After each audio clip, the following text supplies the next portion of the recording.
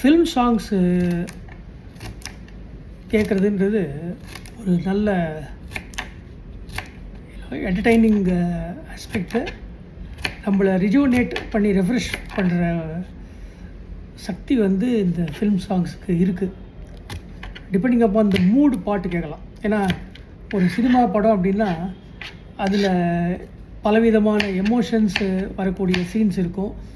அதுக்கேற்றபடி நிறைய டைரக்டர்ஸ் அந்த சிச்சுவேஷனுக்கு பாட்டெல்லாம் போட்டிருக்காங்க. அதுவும் பழைய படங்களெல்லாம் வந்து நிறைய ஃபேமிலி சப்ஜெக்ட்ஸ் அதெல்லாம் வரும்போது பலவிதமான தத்துவ பாடல்கள், entertaining songs, entertaining situations, love songs, romantic songs, sad songs, அந்த மாதிரி நிறைய இருந்திருக்கு. இந்த காலத்தில் வர பாடல்களும் அதே மாதிரி இருக்குது. இருந்தாலும் நம்மளாம் ஓல்ட் இஸ் கோல்டு அப்படிங்கிற மாதிரி ஒரு ஒரு தலைமுறையிலேருந்து வரோம். இன்ஃபேக்ட் அப்போ வந்த பாடல்கள்லாம் பாட முடிகிறபடி இருந்தது அப்படின்றது இன்னொரு முக்கியமான விஷயம்.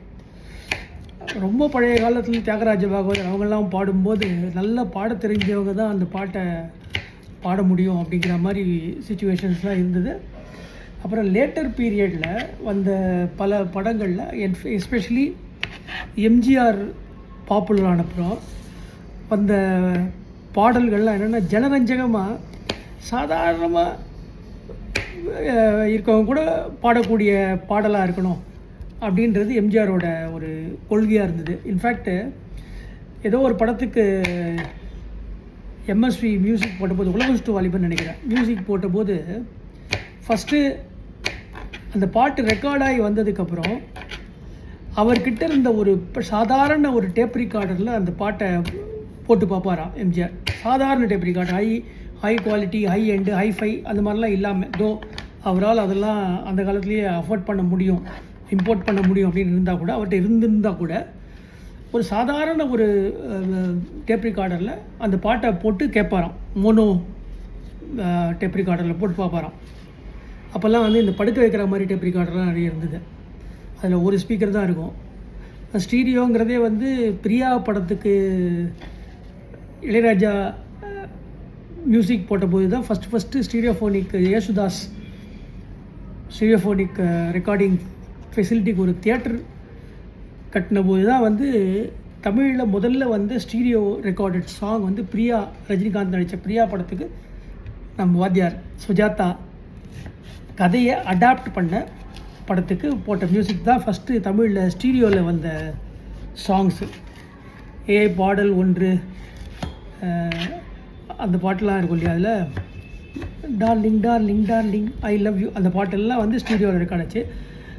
அந்த ஸ்டூடியோவில் பாட்டை ரெக்கார்ட் பண்ணுறதுக்கு யேசுதாஸ் போட்ட கண்டிஷனாக இந்த படத்தில் வர பாட்டெலாம் நான் தான் பாடணும் அப்படின்னு அவர் கண்டிஷன் போட்டதாக ஒரு காசிப் உண்டு.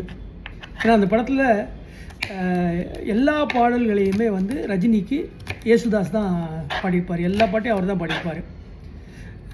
அது எப்படிப்பட்ட பாட்டாக இருந்தாலும், இன்ஃபேக்ட் சில பாட்டெலாம் வந்து எஸ்பி பாடியிருந்தால் இன்னும் தூக்கலாக இருந்திருக்குமோ என்னமோ. இந்த எஸ்பெஷலி அந்த ஸ்ரீராமனில் ஸ்ரீதேவியே அனுமான் உன்னை காணு அந்த சாங் இருக்கு இல்லையா, அது கூட வந்து யேசுதாஸ் பாடுறதோட எஸ்பிபி பாடிதான் இன்னும் நல்லா இருந்திருக்குமோ அப்படின்னு எனக்கு தோணுது.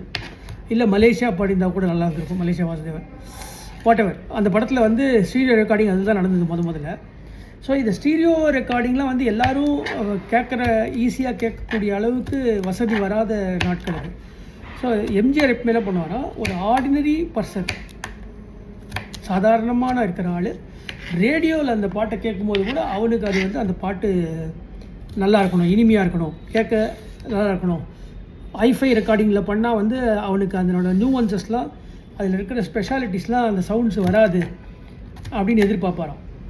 ஸோ அப்படி தான் எம்ஜிஆர் இருந்தார். அதனால் எம்ஜிஆர் வந்ததுக்கப்புறம் தான் பாட்டுகள் ஜனரஞ்சகமயமாய் எளிமையான வார்த்தைகளோட எல்லோரும் கேட்கக்கூடியதாக பாடக்கூடியதாக பாடல்கள் இருந்தது. இப்போ வர பாடல்களை என்னால் அந்த மாதிரி சொல்ல முடியல. ஏன்னா இங்கே இப்போ வந்து இன்ஸ்ட்ருமெண்ட்ஸுக்கு அதிக முக்கியத்துவம் வந்துட்டாப்புல எனக்கு தோணுது. சில பாடல்கள் தான் வந்து அந்த அருமையான கவிதை வரிகளை நம்மளால் ரசிக்க முடியாத அளவுக்கு இப்போ வந்து இசை பேரிரைச்சலாக கொஞ்சம் ஆகிட்ட மாதிரி எனக்கு தோணுது. சில பாட்டெலாம் இப்போ கூர்ந்து கேட்டபோது லைன்ஸ் எல்லாம் இப்போ இருக்கிற கவிஞர்கள் அருமையாக எழுதியிருக்காங்க. எஸ்பெஷலி மேடம் தாமரையெல்லாம் ரொம்ப பிரமாதமாக எழுதியிருக்காங்க. என்னென்னா அந்த பாடல்களோட வரிகளை நம்ம ரசிக்க முடியாதபடிக்கு இப்போது மாறிடுச்சு. அவரை கட் பண்ண ஆரம்பிச்சிட்டேன். ஸோ சொல்ல வந்த விஷயம் வந்து நேற்றுக்கு எம்ஜிஆரோட சாங்கு படத்தோட பாட்டு ஒன்று கேட்டேன்.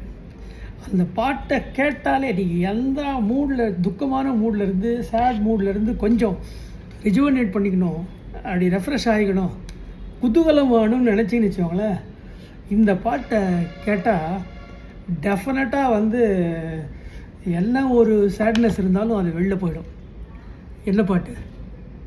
ஆடலுடன் பாடலை கேட்டு ரசிப்பதிலே தான் சுகம் சுகம் சுகம், ஆசை தரும் பார்வையில் எல்லாம் 1000 எண்ணம் வரும் வரும் வரும், ஸ்கா ஸ்கா ஸ்கா ஸ்கா. அந்த சாங்கு, அந்த துள்ளலான இசை, அதுக்கேற்றபடி எம்ஜிஆர் ஆடுற டான்ஸு கூட, அந்த ஹீரோயின் அவங்க ஃபேமஸான ஒரு லேடி தான் டான்ஸ் ஆடிருக்காங்க. அவங்க பேர் எனக்கு மறந்துடுது. அமெரிக்காவில் கூட செட்டில் ஆனாங்கன்னு நினைக்கிறேன். அவங்க டக்குன்னு அவங்க பேர் ஞாபகம் இல்லை. புரட்சி தலைவர் தான் டக்குன்னு ஞாபகம் இருக்கு எனக்கு. ஆனால் அந்த சாங் ஆடலுடன் பாடலை கேட்டு ரசிப்பதிலே தான் சுகம் சுகம் சுகம், கையருகில் லலலாலே தலலலலலலலலே, திண்ணையிடையில் பரிமாற ஒன்று நான் தரவாயுதமாக.